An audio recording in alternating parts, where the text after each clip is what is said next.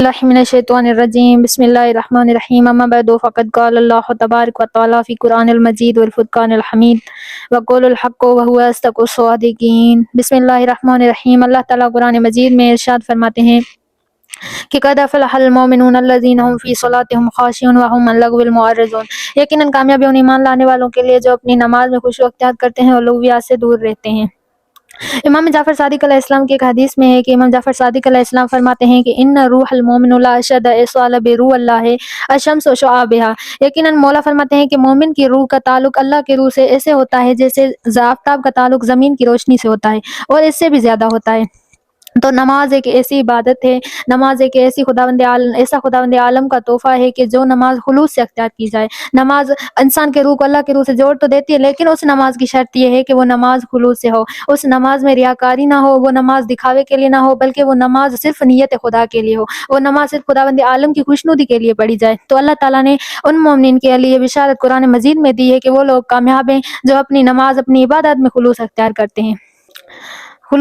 کرتے ہیں۔ تو اب دیکھا جائے کہ نماز کے لیے خداوند عالم نے اتنی بڑی قرآن میں بھی تاکید کی ہے، بہت سی آیات قرآن مجید میں ہیں جو نماز کے بارے میں ہیں۔ اللہ تعالیٰ نے بشارت دی ہے ان مومنین کے لیے۔ اللہ تعالیٰ نے قرآن مجید میں فرمایا ہے کہ قد افلح المؤمنون الذين هم في صلاتهم خاشعون، یقیناً اللہ نے قرآن میں بشارت ان مومنین کے لیے جو اپنی نماز خلوص سے اختیار کرتے ہیں۔ اگر جو نماز خلوص سے اختیار نہ کی جائے، جو عبادت نیت خدا کے لیے نہ ہو، تو پھر نعمتیں منقطع ہو جاتی ہیں، یعنی نعمتیں ختم ہو جاتی ہیں۔ ایک اور حدیث میں آیا ہے کہ ان قبل تو قبل ما سواها رد تو رد ما سواها، یعنی اگر نماز قبول کر لی گئی تو دوسرے اعمال بھی قبول ہو جائیں گے، اگر نماز قبول نہ ہوئی تو دوسرے اعمال بھی قابل قبول نہیں کیے جائیں گے۔ یعنی دین کی معراج، اسلام کی معراج اور مومن کی معراج جو ہے وہ نماز ہے۔ ایسی نماز، وہ نماز جو خداوند عالم کی خوشنودی کے لیے پڑھی جائے۔ انسان زندگی میں لذت کو محسوس کرتا ہے، ایسی لذت جو نماز میں ہو، ایسی لذت جو عبادت میں ہو، ایسی عبادت کی لذت جو انسان کی روح کو پاک کر دیتی ہے۔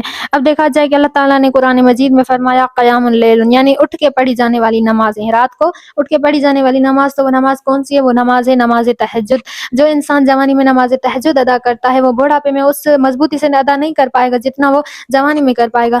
اگر کوئی انسان نماز تہجد ادا کرے جو انسان میں واجب بھی نہیں ہے، جو فرض بھی نہیں ہے، وہ بندہ خدا وہ نماز تہجد ادا کرے تو خداوند عالم کا کیسا کرم ہوگا اس انسان پر۔ آپ خود سوچیں کہ کوئی انسان ہے نماز جو واجب بھی نہیں ہے لیکن اس کو واجب سمجھ کر ادا کر رہا ہے، پھر خداوند عالم کا کیسا فضل و کرم ہوگا اس انسان پر۔ ایک حدیث قدسی ہے کہ اللہ تعالیٰ خود فرماتا ہے کہ اگر کوئی بندہ رات کو اٹھ کر نیند کی حالت میں نماز تہجد ادا کرتا ہے تو میں ملائکہ کو گواہ بنا کر کہتا ہوں کہ دیکھیں اس بندے نے جو کچھ بھی مجھ سے مانگا ہے میں نے اس کو دیا۔ کیوں؟ کیونکہ یہ وقت صرف خداوند عالم کا وقت ہے، یہ وقت صرف میرا ہے، یہ وقت صرف خدا کا ہے۔ میں نے اس بندے کو جو بھی اس نے مانگا میں نے عطا کر دیا۔ کیوں؟ کیونکہ نہ مسجد میں کوئی ہے، نہ اس بندے کے درمیان کوئی ہے، صرف یہ اکیلا مجھے خدا کی رحمت پر یقین رکھ کے اس نے مجھ سے مانگا ہے، میرے سامنے جھکا ہے، تو میں خداوند عالم اس انسان کو عزت دینا چاہتا ہوں۔ علامہ طباطبائی جتنے بھی بڑے مشہور علماء تھے، اتنے بڑے مشہور علماء ہیں، ہماری بڑی شخصیت ہیں کہ علامہ طباطبائی سے جب بھی پوچھا جاتا ہے وہ کہتے تھے مولا نہیں مجھے دنیا چاہیے، نہیں مجھے دولت چاہیے، نہیں مجھے زندگی چاہیے، لیکن اگر زندگی بھی چاہیے تو وہ زندگی جو نماز تہجد میں ہو، دولت بھی چاہیے تو وہ دولت جو نماز تہجد سے ملے، اور اگر مجھے دین چاہیے تو وہ دین چاہیے جو نماز تہجد میں ہو۔ تو مومنات گرامی، یہ ایک ایسی نماز ہے، نماز تہجد کا راز ایسا ہے کہ اگر کوئی انسان دنیا میں آخرت میں کامیابی چاہتا ہے تو وہ صرف اپنے اندر نماز تہجد کی عادت ڈالے۔ جوانی سے ہی جب کوئی نماز تہجد کی اپنے اندر عادت ڈالتا ہے تو خداوند عالم اس انسان کو بلند رتبہ عطا کرتا ہے۔ یعنی علماء فرماتے ہیں کہ جس دن انسان سے گناہ ہوا اس دن وہ انسان نماز تہجد نہیں پڑھ پائے گا۔ کیوں؟ کیونکہ اگر شرط یہ ہے کہ اگر نماز تہجد ادا کرنی ہے تو اس دن گناہ نہیں کرنا ہے۔ زندگی میں ہر انسان کے چاہتا ہے کہ میری عزت ہو، میری آبرو ہو، تو ہر انسان چاہتا ہے کہ میری عزت ہو، معاشرے میں بھی عزت ہو، گھر میں بھی عزت ہو، باہر بھی عزت ہو۔ تو جو انسان، اللہ تعالیٰ فرماتا ہے کہ جو انسان عزت چاہتا ہے وہ تو عزو منتشا و تو ذلو منتشا، یعنی میں خدا ہی کسی کو عزت دیتا ہوں، کسی کو ذلت دیتا ہوں، یعنی عزت بھی دینے والا خدا، ذلت بھی دینے والا خدا۔ اگر کوئی انسان دیکھیں پوری دنیا بھی مل کر کسی انسان کو عطا کرنا چاہے تو وہ تب تک عطا نہیں کر سکتی جب تک خدا نہ چاہے۔ اگر خدا کسی انسان کو عطا کرنا چاہے اور پوری دنیا اسے حاصل کرنے کی کوشش کرے تب تک حاصل نہیں کر سکتی جب تک خداوند عالم اس کو نہ دے۔ گرامی کی عزت ایک ایسی چیز ہے کہ اللہ تعالیٰ فرماتا ہے کہ جس انسان کو عزت چاہیے وہ خداوند عالم کے دروازے پہ آئے. وہ خدا جو خالق ہے، وہ جو مالک ہے، اگر کوئی رات کو اٹھ کر خدا کے سامنے جھکتا ہے تو خداوند عالم اس انسان کی قدموں میں پوری دنیا کو جھکا دیتا ہے. کیونکہ جو خدا مالک ہے، جو خدا خالق ہے، جو خدا عزت دینے والا ہے، جو خدا ذلت دینے والا ہے، تو انسان دنیا سے بہتر ہے کہ اس خدا کے دروازے پہ جائے جو خدا عزتوں کے لائق ہے، جو عزت دینے والا ہے.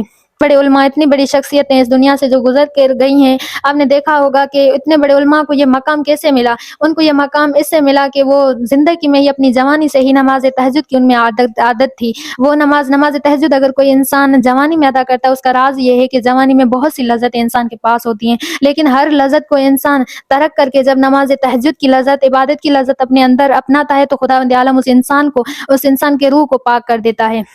لذت ایک ایسی لذت ہے جنہوں نے اتنے بڑے علماء کو اتنا بڑا مقام دے دیا ہے. اتنے بڑے شہداء اس دنیا سے گزر کر گئے. ان کو عزت اسی لیے ملی کہ وہ صرف نیت خدا کے لیے ہر کام کرتے تھے. عبادت بھی نیت خدا کے لیے کرتے تھے، جہاد بھی نیت خدا کے لیے کرتے تھے. اگر وہ شہید ہوئے تو وہ بھی نیت خدا کے لیے ہو گئے.